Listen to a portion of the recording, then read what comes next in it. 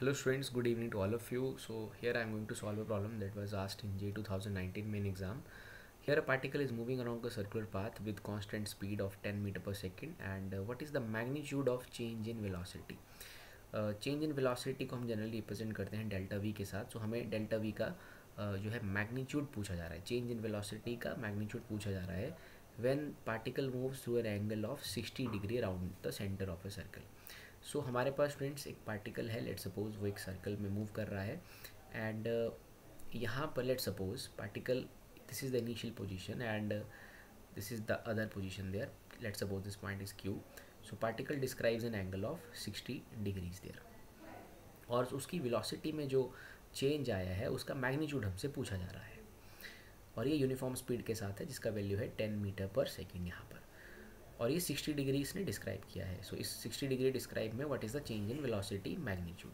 So students, at point P the direction of velocity is basically the tangent v1 and at point q the direction of velocity is simply again the tangent and point q there. So ये v1 vector और v2 vector है, इसके velocity vectors at the respective points there. So the also the angle between the v1 and v2 is also 60 degree. So हम इस diagram को कुछ अलग से बनाएंगे.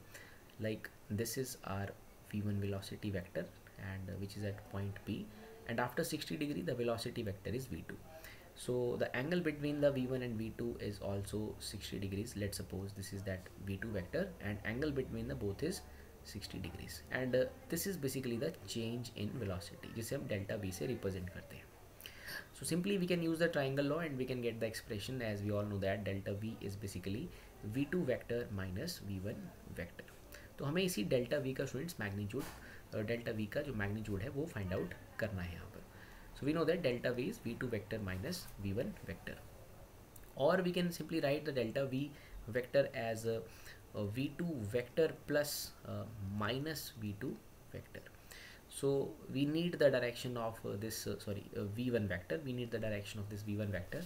So this is v1 and obviously this is the minus v1 vector there. So students, ये angle v1 v2 के बीच का देके रखा है 60 डिग्री, और तो फिर v2 और माइनस v1 के बीच का जो एंगल है that is 120 degrees. We need to find out the magnitude of that delta v. So here एक वेक्टर v2 है, एक वेक्टर v1 है, और उन दोनों के बीच का जो एंगल है वो है 120. सो हमें इसी जो है डेल्टा v का मैग्नीट्यूड फाइंड आउट करना है. So one vector is v2, other is that minus v1 vector. So angle between these two vectors is 120 degree. So we simply use the expression जो कि हम resultant find out करने के लिए इस्तेमाल करते हैं, that is so delta v का जो फॉर्मूला आ जाएगा मैग्नीट्यूड का, it is simply like v2 square plus v1 square plus 2 v1 v2 and cos 120 degrees. So as the particle is going with a constant speed, so basically v2 is also v square and v1 की जगह हम v square लिख देंगे, v1 square की जगह, and it is 2v cos 120.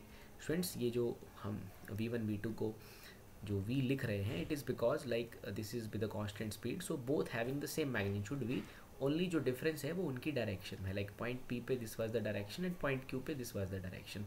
सो इसीलिए हम इसे v2 वेक्टर करके और v1 वेक्टर करके लिखते हैं.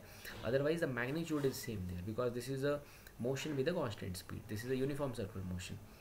So we can easily solve that. So it is 2v square and this is plus 2v square, cos 120 is minus half, and from here we get 2v square minus v square and it is simply root v square, or we can say that it is simply v there, और v का value हमें दिया था 10 metre per second.